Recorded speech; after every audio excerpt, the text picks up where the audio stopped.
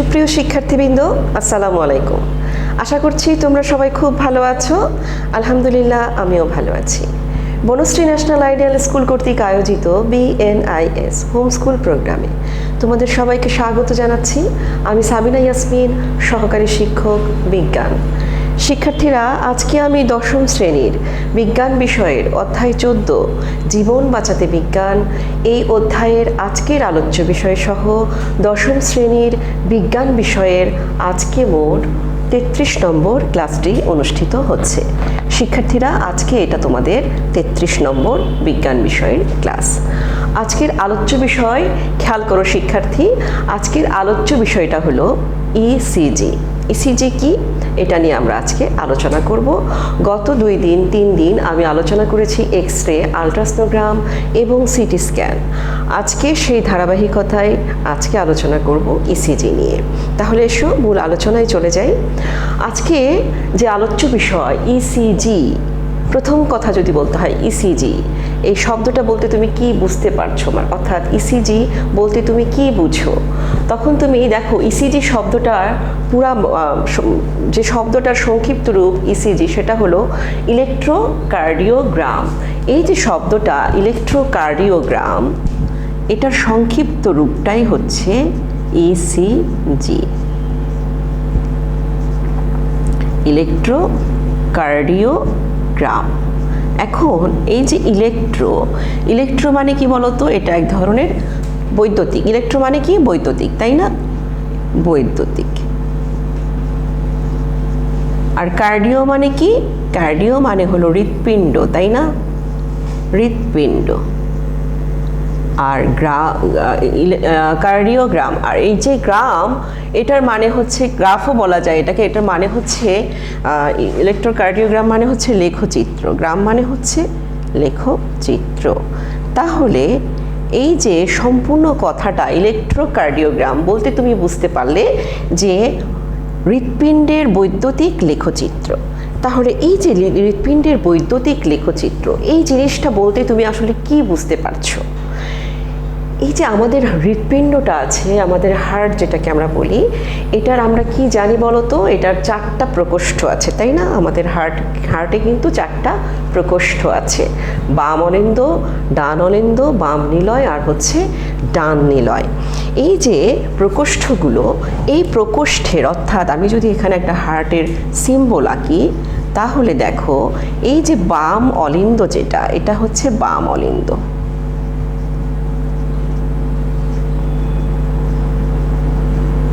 এই বাম অলিন্দের ভিতরে একটা অংশ আছে যেটাকে আমরা বলি SA নোড, অর্থাৎ এই যে SA নোড,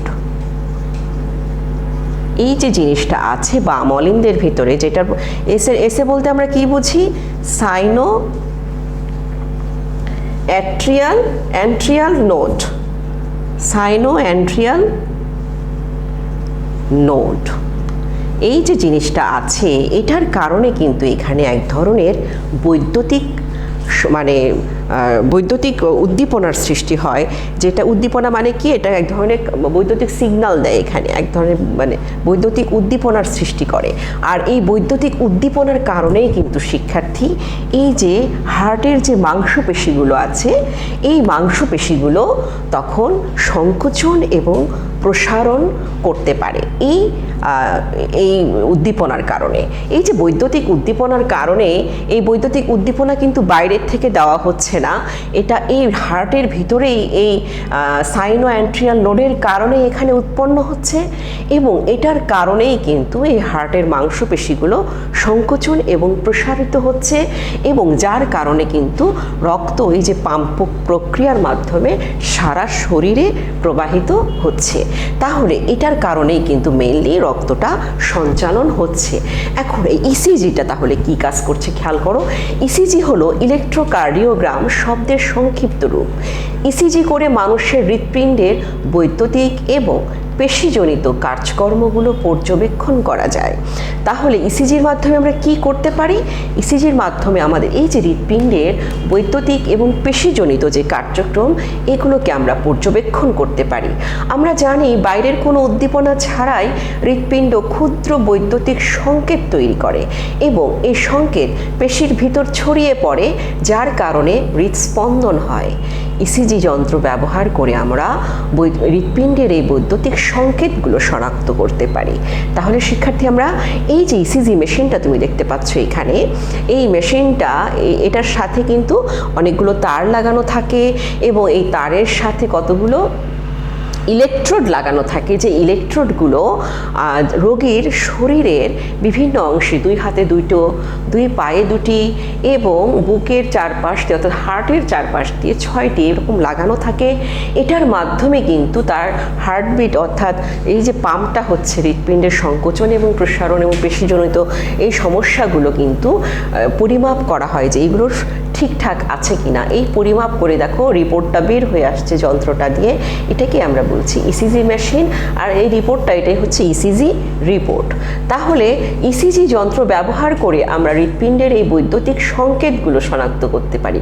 তোমরা যদি ভালো করে খেয়াল করো, এই যে সংকেতগুলো দেখতে পাচ্ছ এগুলোই হচ্ছে বৈদ্যুতিক সংকেত। এই যে এইভাবে যাচ্ছে, এই যে এইরকম, এইগুলোই কিন্তু আমরা বলছি বৈদ্যুতিক সংকেত। এই যে সংকেতগুলো, এই যে হার্টের যে সংকেত, হার্টের মধ্যে যে উৎপন্ন বৈদ্যুতিক সংকেতগুলো তৈরি হলো সেটাই আমরা দেখছি কি রকম। সেগুলো দেখো সংকেত আকারে সেগুলোকে আমরা শনাক্ত করতে পারছি কিসের মাধ্যমে? ইসিজির মাধ্যমে। এর সাহায্যে হৃৎপিণ্ডের স্পন্দন হার এবং ছন্দময়তা পরিমাপ করা যায়। ইসিজি সংকেত হৃৎপিণ্ডের মধ্যে রক্ত প্রবাহের একটি পরোক্ষ প্রমাণ দেয়। অর্থাৎ এই যে ইসিজি করার পরে কিন্তু এই যে বৈদ্যুতিক সংকেতটা আমরা দেখতে পাচ্ছি, যেগুলো এই যে এরকম ওঠানামা করছে, এইগুলোর মাধ্যমে কিন্তু আমরা বুঝতে পারি, অর্থাৎ ডক্টর বুঝতে পারে যে তার শরীরে রক্ত প্রবাহটা ঠিক আছে কিনা। এটাও কিন্তু ইসিজির মাধ্যমে বোঝা যায়। এরপর দেখো, ইসিজি করতে হলে বৈদ্যুতিক সংকেতগুলো গ্রহণ করার জন্য শরীরে ইলেকট্রোড লাগাতে হয়। তোমরা অনেক সময় দেখে থাকবে ইসিজি করার সময় রোগীর শরীরে বিভিন্ন রকম চাকতির মতো জিনিসগুলো এরকম গোল গোল চাকতির মতো এবং তার সাথে তার লাগানো থাকে।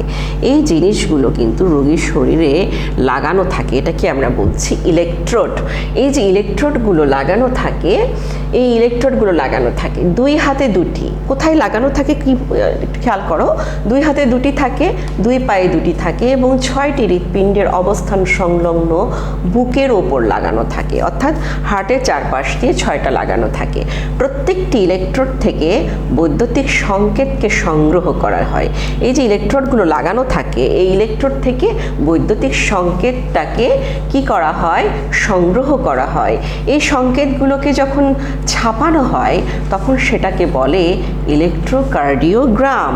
এই যে আমরা দেখতে পাচ্ছি এই যে সংকেতগুলো ছাপানো হয়েছে, অর্থাৎ একজন রোগীর যে ইসিজি করা হয়েছে তার হার্টের যে অবস্থা সেটা কিন্তু বৈদ্যুতিক সংকেতটা এইভাবে ছাপানো হয়েছে, যেটাকে আমরা কি বলছি বলতো? আমরা বলছি ইলেকট্রোকার্ডিওগ্রাম। একজন সুস্থ মানুষের প্রত্যেকটি ইলেকট্রোড থেকে পাওয়া বৈদ্যুতিক সংকেতের একটা স্বাভাবিক নকশা থাকে। যদি কোনো মানুষের হৃৎপিণ্ডে অস্বাভাবিক অবস্থা তৈরি হয় তখন তার ইলেকট্রোড থেকে পাওয়া সংকেতগুলো স্বাভাবিক নকশা থেকে ভিন্ন হয়। অর্থাৎ আমরা যখন সুস্থ থাকি, স্বাভাবিক থাকি, তখন কিন্তু আমাদের এই ইলেকট্রোডের মাধ্যমে প্রাপ্ত নকশাটা, অর্থাৎ এই যে বৈদ্যুতিক সংকেতটা কিন্তু সবার ক্ষেত্রে একরকম হবে, অর্থাৎ স্বাভাবিক মানুষের ক্ষেত্রে, সুস্থ স্বাভাবিকের ক্ষেত্রে একরকম। কিন্তু যখন তার হার্টে কোনো প্রবলেম হয় তখন কিন্তু তার ইসিজি করলে এই বৈদ্যুতিক সংকেতটা কিন্তু স্বাভাবিক সুস্থ মানুষের মতো হয় না, সেগুলো কিন্তু অন্যরকম হয়। তাহলে দেখো, তখনই কিন্তু ডক্টর বুঝতে পারেন যে তার কি সমস্যাটা হয়েছে। সাধারণ কোনো রোগের কারণ হিসেবে বুকের ধড়ফড়ানি, অনিয়মিত কিংবা দ্রুত হৃদস্পন্দন বা বুকে ব্যথা হলে ইসিজি করা হয়। এছাড়া নিয়মিত চেক আপ করার জন্য কিংবা বড় অপারেশনের আগে ইসিজির সাহায্য নেওয়া হয়। আমরা কখন ইসিজি করি? সাধারণত আমাদের যখন বুকের মধ্যে খুব অস্বাভাবিকভাবে হার্টবিটটা বেড়ে যাচ্ছে, তখন কিন্তু আমরা অস্বস্তি অনুভব করি, বুক ধড়ফড় করে। এই সব ক্ষেত্রে কিন্তু আমরা ডাক্তারের শরণাপন্ন হই এবং ডাক্তার আমাদেরকে ইসিজি করতে বলেন, এবং এই ইসিজির রিপোর্ট দেখলেই ডক্টর বুঝতে পারেন আমাদের হার্টের অবস্থাটা কেমন, অর্থাৎ হার্ট কি স্বাভাবিক আছে নাকি অস্বাভাবিক আচরণ করছে। তারপর দেখো, এই যে ইসিজি করার পর বা কখনো কখনো খুব বড় অপারেশনের আগেও আমাদের ডাক্তার দেখে নিতে চায় যে আমাদের হার্টটা ঠিক আছে কিনা, তখন কিন্তু একটা ইসিজি করতে দেয়। তাহলে দেখো, এই যে ইসিজি আমরা দেখলাম, ইসিজি কি? ইসিজি হলো ইলেকট্রোকার্ডিওগ্রামের সংক্ষিপ্ত রূপ, এবং এটা কি কি ক্ষেত্রে ব্যবহার করা হচ্ছে, কোন কোন ক্ষেত্রে এবং কিভাবে এই মেশিনটা কাজ করে সেগুলো আমরা জানলাম। এখন দেখো, হৃৎপিণ্ডের যেসব অস্বাভাবিক অবস্থায় ইসিজি করা হয়, অর্থাৎ কোন কোন ক্ষেত্রে আমরা ইসিজি ব্যবহার করি সেগুলো দেখো।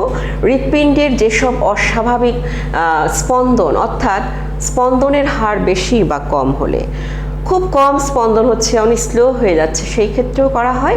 আবার খুব বেশি স্পন্দন হচ্ছে, সেই ক্ষেত্রেও কিন্তু ইসিজি করা হয়। তারপরে হার্ট অ্যাটাক হয়ে থাকলে ইসিজি করা হয়।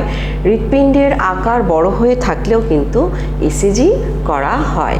এখন দেখো, ইসিজি মেশিনটি অত্যন্ত সরল যন্ত্র মেশিন।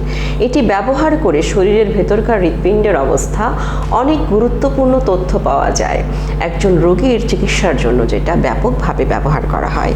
এই যে আমরা আমাদের হার্টের অবস্থা, আমরা কিন্তু আমাদের শরীরের যে কোনো অঙ্গেরই অভ্যন্তরীণ অবস্থাটা খুব সহজে বুঝতে পারি না। এই যে একজন হার্টের রোগী যে কিনা খুব অস্বাভাবিক হার্টের অবস্থাটা বুঝতে পারছে, ডাক্তারের কাছে যাওয়ার পর ডাক্তার তার হার্টের অবস্থা বাইরের থেকে তো বুঝতে পারবে না, এই জন্য তার হার্টের কি অবস্থা খুব ভালো করে বোঝার জন্য ডাক্তার কিন্তু এই ইসিজি টেস্টটা দিয়ে থাকেন, যেটা কিনা করার পরে তার হার্টের সম্পূর্ণ চিত্র ডাক্তারের কাছে খুব পরিষ্কার হয়ে যায়, এবং ডাক্তার বুঝতে পারে যদি কোনো খারাপ কিছু হয়ে থাকে, তাহলে ডাক্তার খুব তাৎক্ষণিক এটা বুঝতে পারেন এবং সেই মোতাবেক পদক্ষেপ গ্রহণ করতে পারেন, যাতে করে ওই রোগীটি সুস্থ হয়ে যেতে পারে।